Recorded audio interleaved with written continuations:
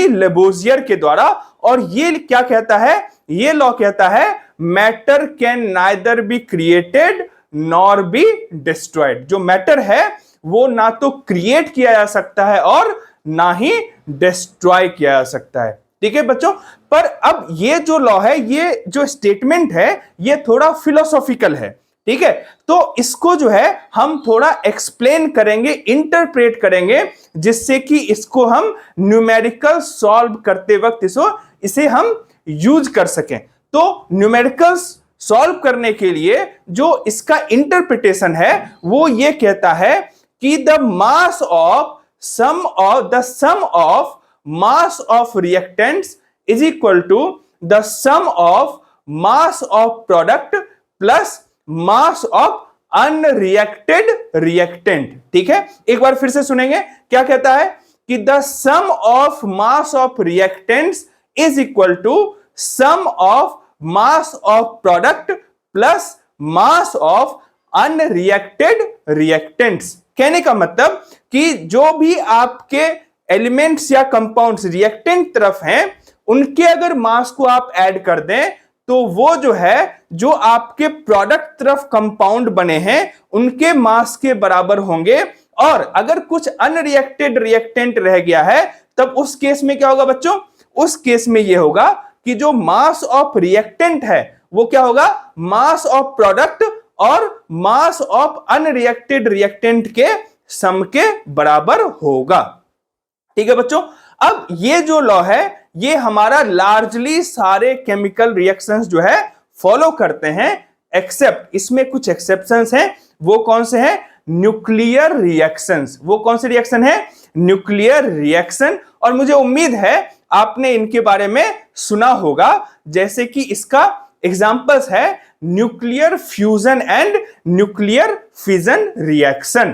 क्या होता है बच्चों, nuclear fusion and nuclear fission reaction. ठीक है, ये एक्सेप्शन क्यों है बच्चों, ये एक्सेप्शन इसलिए है क्योंकि इन रिएक्शंस में जो मास है वो कुछ एनर्जी में कन्वर्ट हो जाता है, इसलिए law of conservation of mass को ये फॉलो नहीं करता है। ठीक है, जो दूसरा एक्सेप्शन है बच्चों वो है कि ऐसे पार्टिकल्स जो बहुत तेज गति से मूव करते हैं और आपस में रिएक्ट करते हैं, वो भी इनके एक्सेप्शंस होते हैं। जैसे कि इनका एक एग्जांपल है एनिहाइलेशन रिएक्शन।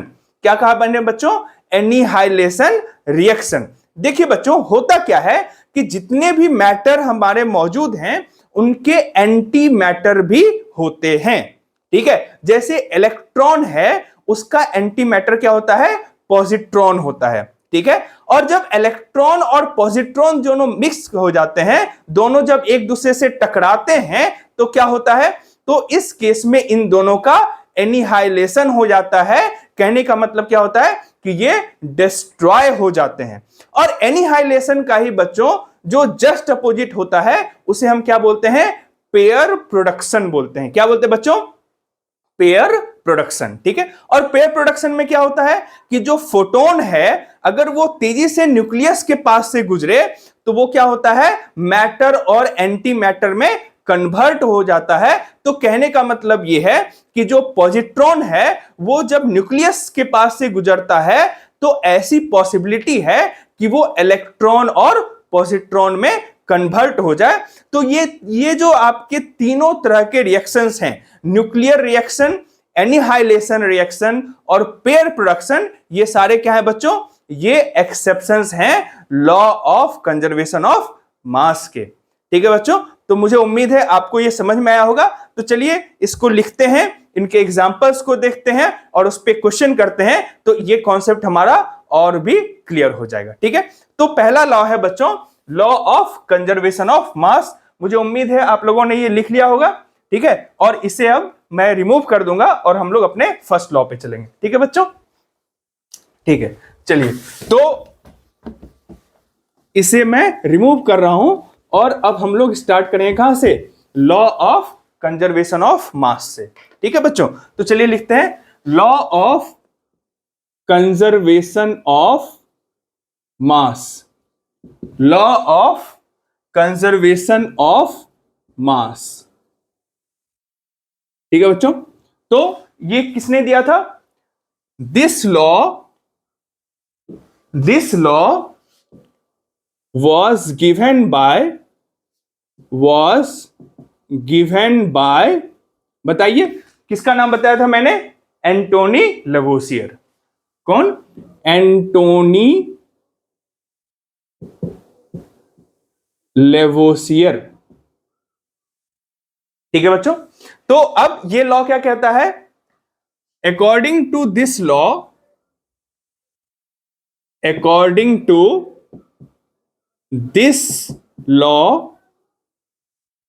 ओके, ये क्या कहता है?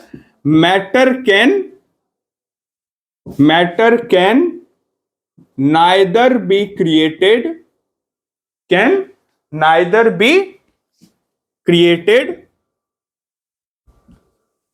Nor be destroyed. ठीक है, मैटर ना ही क्रिएट हो सकता है और ना ही डिस्ट्रॉय हो सकता है। ठीक है, और इसको अगर एक्सप्लेन करने की कोशिश करें, इसको इंटरप्रेट करें, तो दूसरे शब्दों में क्या कह सकते हैं? In other words we can say that sum of mass of reactant is equal to sum of mass of product plus mass of unreacted reactant. ठीक है बच्चों, तो in other words,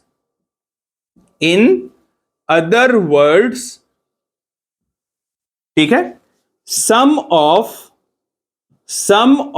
mass of reactants equals to sum of mass of product and mass of unreacted reactant. ठीक है बच्चों, कहने का मतलब जो मास ऑफ रिएक्टेंट है वो किसके सम के बराबर होगा? मास of product and mass of unreacted reactant. ठीक है बच्चों, जैसे कि एक एग्जांपल लेते हैं कि जैसे मान लीजिए कि हमारा कैल्शियम कार्बोनेट है। ठीक है, कैल्शियम कार्बोनेट आपको क्या दे रहा है? Calcium oxide plus CO2।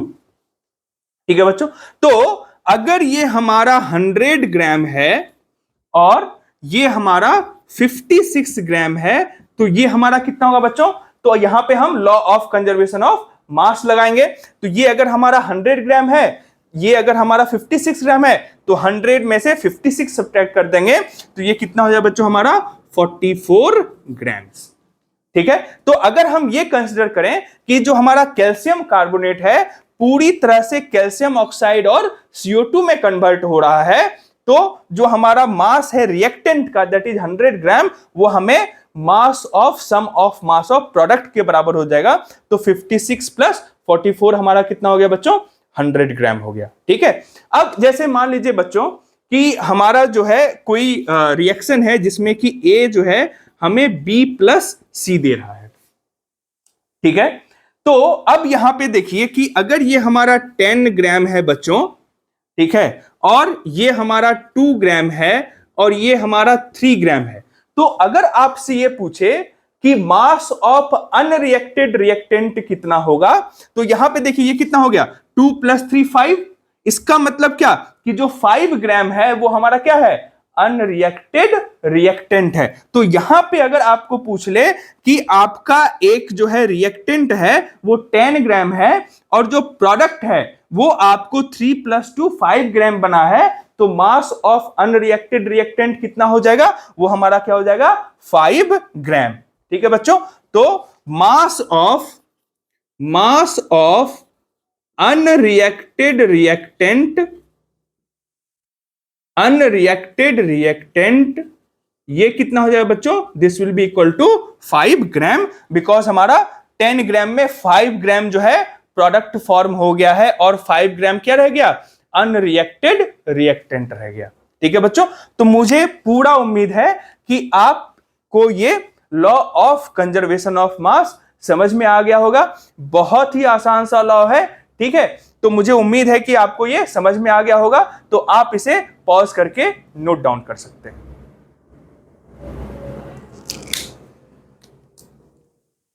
ठीक है बच्चों, तो मुझे उम्मीद है कि आप लोगों ने लिख लिया होगा।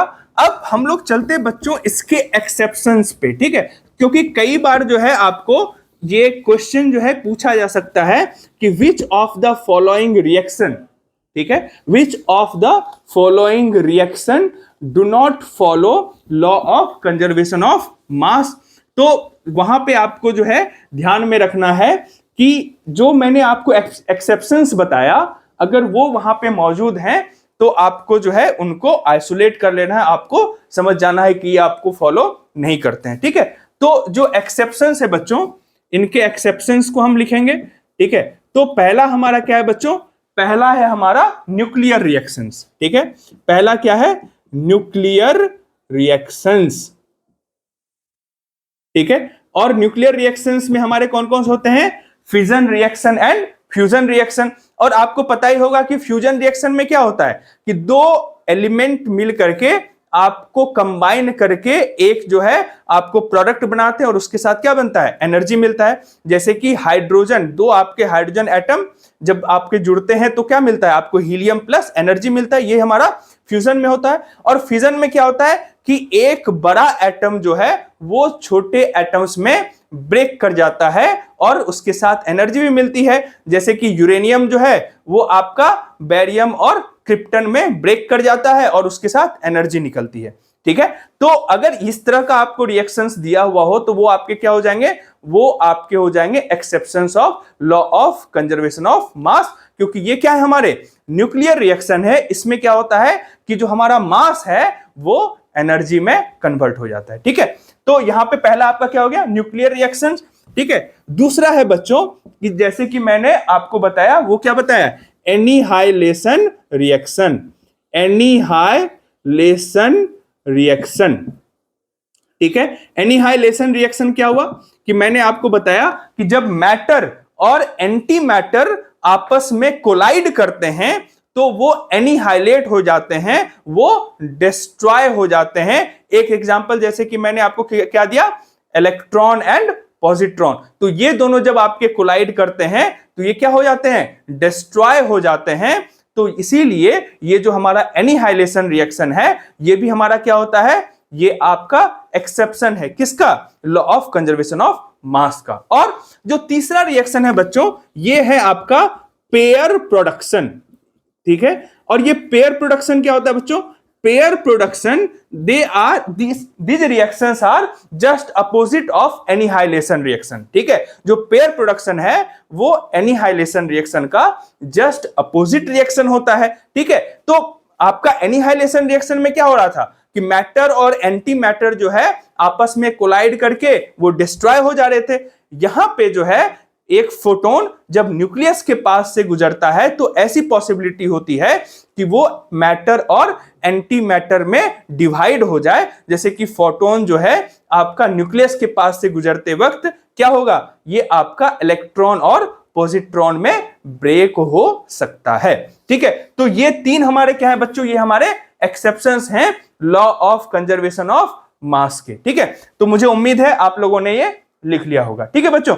तो जल्दी से एक क्वेश्चन भी कर लेते हैं, ठीक है। एक क्वेश्चन करेंगे तो हमें और भी अच्छे से ये आइडिया हमें लग जाएगा कि law of conservation of mass का क्वेश्चंस किस तरह से आ सकता है, ठीक है। तो हम लोग अभी एक क्वेश्चन करेंगे बच्चों, ठीक है। तो एक क्वेश्चन तो आपको यही बन सकता है कि 4 रिएक्शन दे देगा, उसमें से एक रिएक्शन आपको न्यूक्लियर रिएक्शन दे देगा या एनिहाइलेशन रिएक्शन दे देगा या फिर आपको पेयर प्रोडक्शन दे देगा और पूछेगा कि इसमें से कौन सा law of conservation of mass को फॉलो नहीं करता है, ठीक है। तो ये बहुत ही इजी क्वेश्चन होगा। अब देखिए बच्चों, जैसे कि एक क्वेश्चन में ले रहा हूं कि the question is, write down this question, 12 gram of carbon reacts with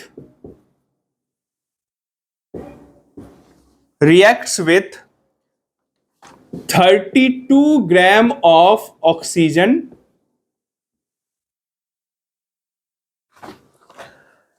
to form CO2, to form CO2, verify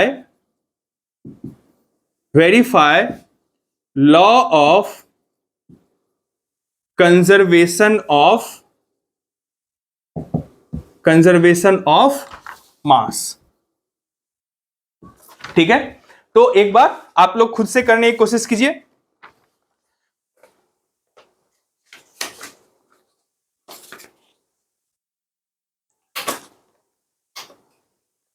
ठीक है, तो आप पॉज करके इसको करने की कोशिश कीजिए।